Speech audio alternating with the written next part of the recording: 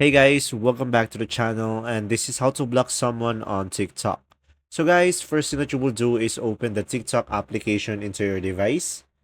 And now from here guys, in order for you to block someone, it's either you can simply search them on the top right corner over here on the search bar.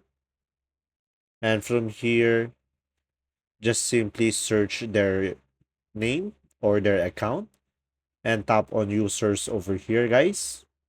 So guys, this is just an example that I'm showing, and just simply tap on their profile. And now once you are on their profile, just tap on the arrow pointing to the right at the top right corner of the screen beside the bell icon. And from here, you should be able to see here the block at the bottom. So tap on that and tap on block over here.